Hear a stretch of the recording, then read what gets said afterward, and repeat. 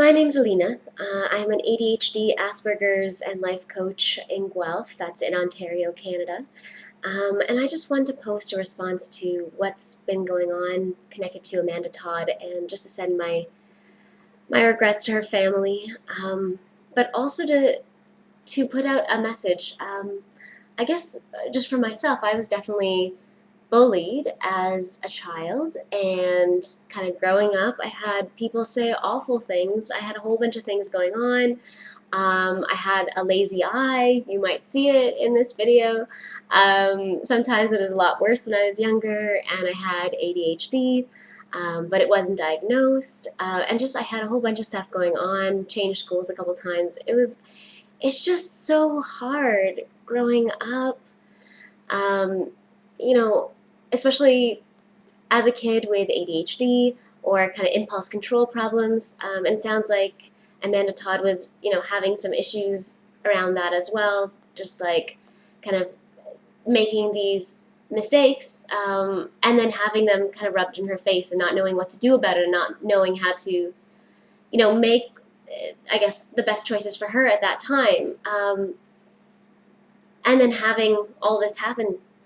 Um, I mean, I just kind of, this is almost my message of like, it gets better. I, my passion in working with adults and kids with ADD, I work with a lot of kids who are university students, and in high school, and they're just not really understood. And it feels like if you're not understood now, it feels like you'll never be understood, and like nobody will ever appreciate you.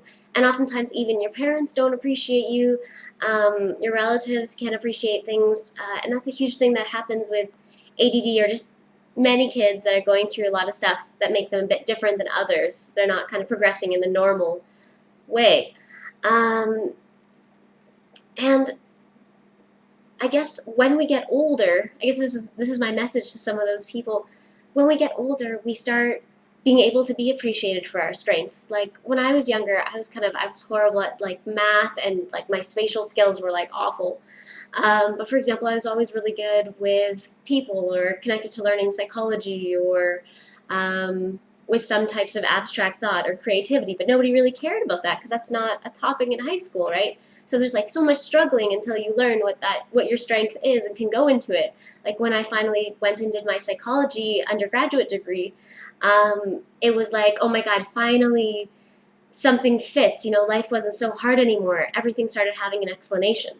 Um, and things got easier then, and it's different for everyone. I have a lot of clients that I work with where, you know, they're still finding their strengths, but a lot of the times we're too scared to find our strengths because of those people who were really mean to us when we were younger, because maybe someone told us that no one liked us and no one was going to like us, and so we kind of grow up with these fears kind of going on.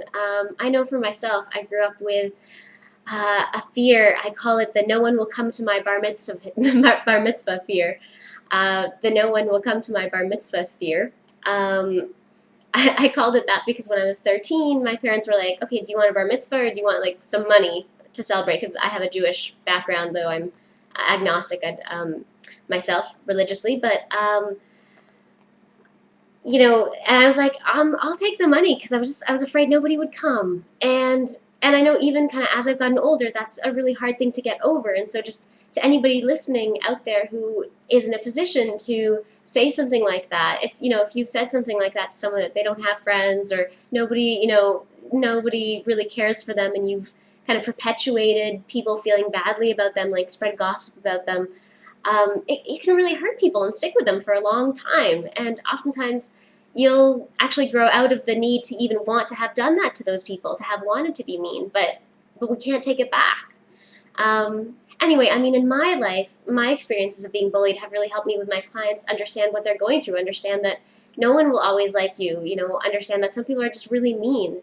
And it helps me relate to my clients, because a lot of people with ADD suffer from depression and anxiety. And a lot of that kind of comes from those negative experiences when you were younger, when nobody supported you, or your parents didn't know what the heck you were doing, or you weren't kind of doing stuff in the normal way. And it gets so much better. Now like because of my ADD or my differentness, I'm able to kind of work with people and kind of help them and kind of be empathetic and talk to people all day long. And that's just the thing that makes me the happiest. Um, I guess if I hadn't had ADD, I wouldn't, and I hadn't had this kind of one thing I was really good at. Because in ADD, we tend to have one or two or three things we're like super amazing at, and then a lot of other things we're not so good at.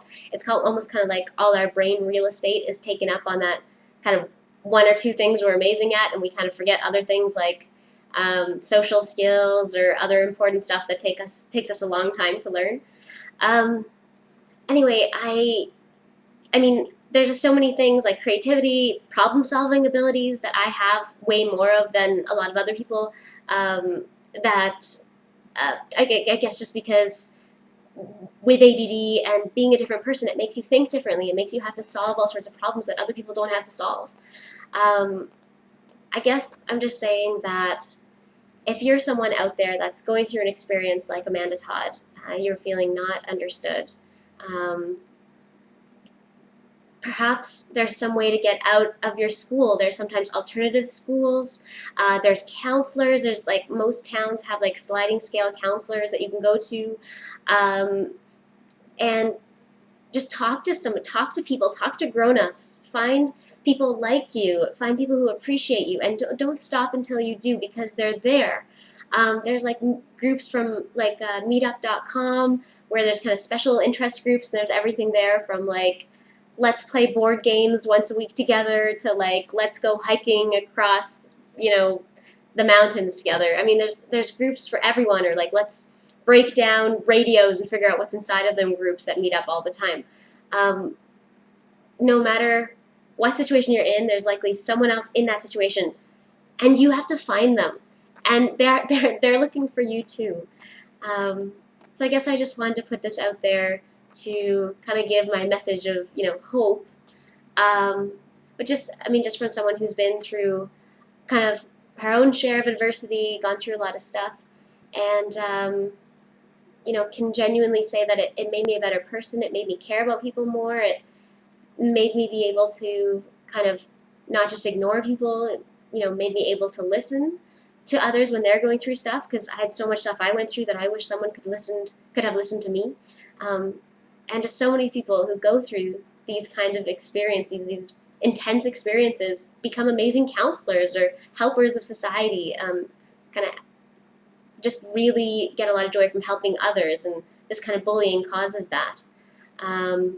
So anyway, I'm just leaving you with that. Thanks so much for watching, and I hope you have a great day. And if you can, if there's a person in your school or someone who lives on your street and they're going through a really rough time, like maybe spend some time with them, like invite them to your next potluck or dinner, or get to know who they are. Oftentimes, even if they're really different from you, they tend to have something to offer. Anyway, have a great day, and I guess share the video if you feel like other people could get something from this message, and rate it at the bottom. Anyway, thanks so much, guys, and I'll probably be putting out another video sometime in the next week. Take care.